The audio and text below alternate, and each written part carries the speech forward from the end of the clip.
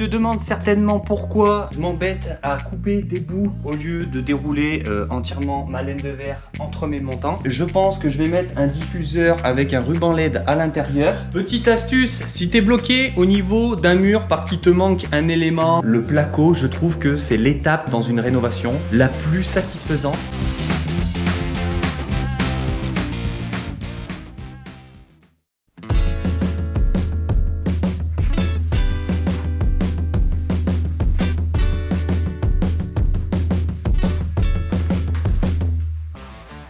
Je ne vais pas me faire avoir deux fois. Si toi aussi tu comptes isoler tes cloisons et que tu achètes des rouleaux spécial cloisons Isover, sache qu'il y a 2 laits à l'intérieur. Comme ça t'évitera de galérer comme moi j'ai pu galérer et de péter tes plaques de placo. Bonjour à tous et bienvenue dans cette nouvelle vidéo. On se retrouve pour continuer la zone de la salle de bain.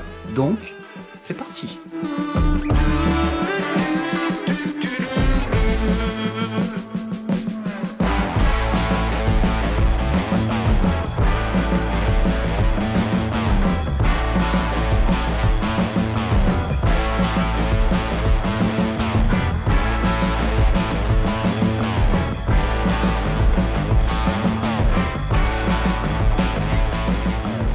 Tu te demandes certainement pourquoi je m'embête à couper des bouts au lieu de dérouler entièrement ma laine de verre entre mes montants. En fait mon rouleau fait 60 cm de large, là entre mes montants j'ai 40. Du coup si je mets en une seule partie, en gros je vais avoir une chute de 20 cm et cette chute là je vais pas en faire grand chose. Donc c'est pour ça que je coupe des petits bouts, comme ça j'ai très peu de chute au niveau de mon rouleau.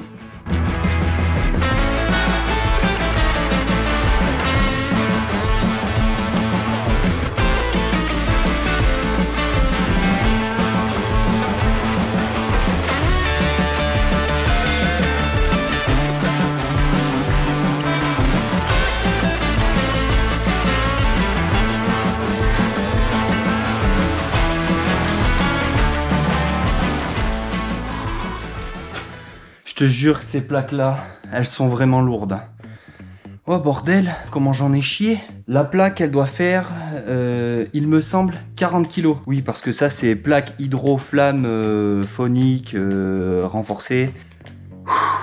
En plus il fait chaud, Au moment où je tourne cette vidéo, nous sommes le 6 juin. Toi normalement, tu dois être au mois de juillet si tout se passe bien.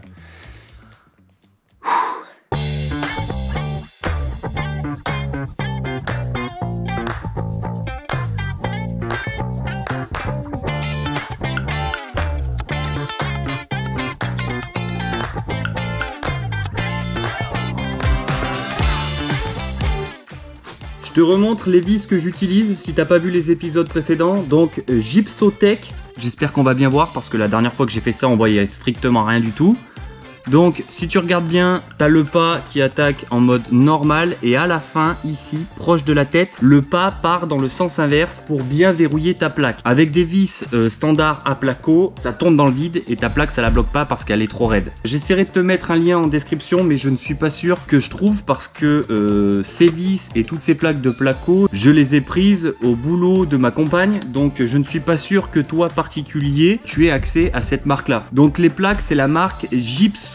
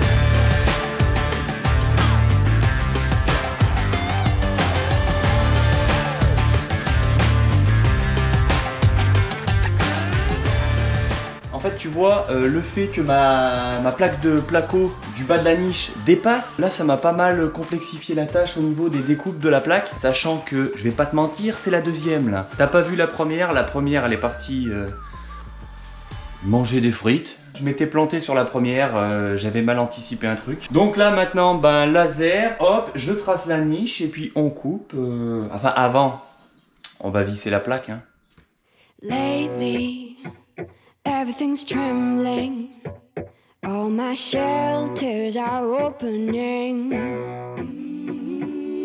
Feels like everything's crumbling. All the windows are shattering. Hold your horses, it's too cold to read. Face expressions that mean nothing.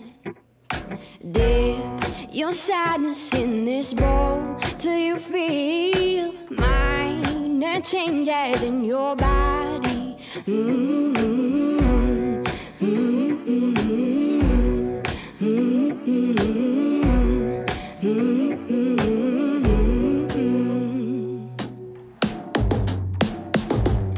Taking, everyone's grabbing, all the women are howling, running, everyone's rushing, all the saviors are frowning.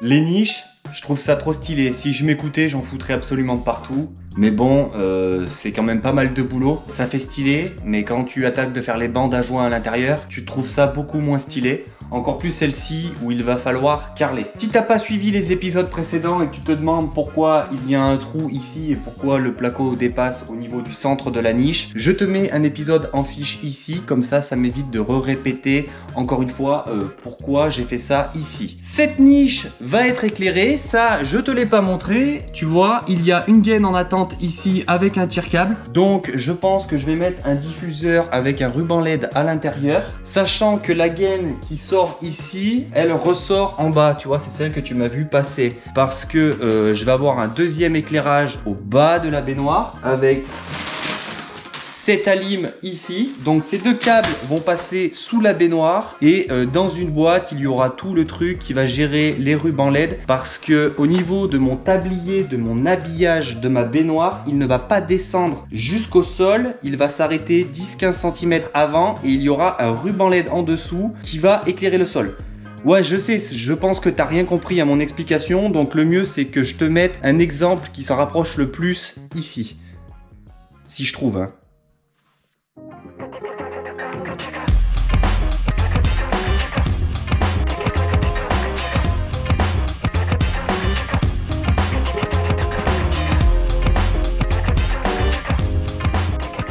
Petite astuce, si t'es bloqué au niveau d'un mur parce qu'il te manque un élément ou parce que comme dans mon cas à moi, tu vas avoir des sertissages à faire et de la plomberie mais que tu peux pas mettre en eau pour contrôler et que tu veux continuer de plaquer ton mur, tu utilises des chutes de placo, tu vois, tu les répartis de façon à simuler une plaque. Comme ça, tu peux continuer de plaquer ton mur. Après, tu retires tes bouts de placo et tu as pile l'emplacement à la bonne cote pour ta plaque. Moi, dans ce cas-là, pourquoi je mets pas ma plaque? Tout simplement parce que le nouveau réseau de plomberie que je suis en train de passer, je ne peux pas l'alimenter en eau pour l'instant, sachant que ces nourrices vont être fixées sur ce doublage, donc je peux pas les mettre, donc je peux pas envoyer de l'eau, et donc il est hors de question que je mette ma plaque avec ma platine de douche, que je sertisse, que je visse ma plaque et que plus tard j'envoie de l'eau sans vérifier si mon sertissage est bon.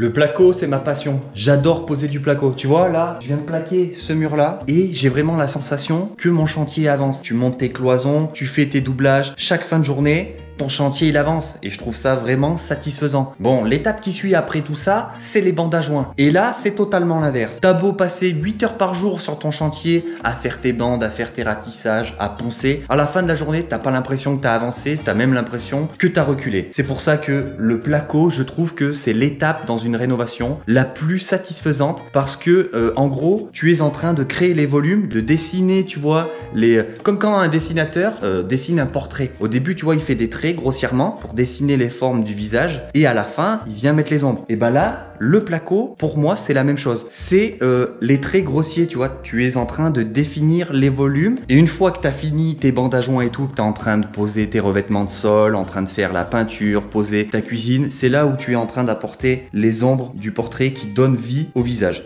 Ouais, je sais, je suis peut-être perché, là je pars dans mes délires, mais je pense que tu as compris ce que je voulais dire. Enfin voilà, je suis bien content. J'avais une petite crainte, c'est que vu que le doublage ici fait 18 cm, j'avais peur que tous mes doublages au niveau de la périphérie de la maison me rapetissent les volumes. Et en fait, pas du tout. Le fait d'avoir plaqué, au contraire, j'ai la sensation que les volumes s'agrandissent. Sachant qu'au niveau des volumes de cette maison, on ne va pas être sur des volumes immenses. Le but de cette maison, c'est d'en faire une maison fonctionnelle. Au niveau du séjour, il devrait faire 37 mètres carrés et la maison offrira 4 chambres, un bureau, un cellier, une salle de bain avec baignoire, douche. Mais voilà, nous on a fait le choix que au lieu d'avoir un séjour de 60 mètres carrés, on préfère que la maison offre plus de possibilités avec un cellier, pas seulement que 2 chambres ou 3 chambres. J'arrête de parler, hein, parce que en plus je commence à avoir mal à la gorge et je me remets au boulot.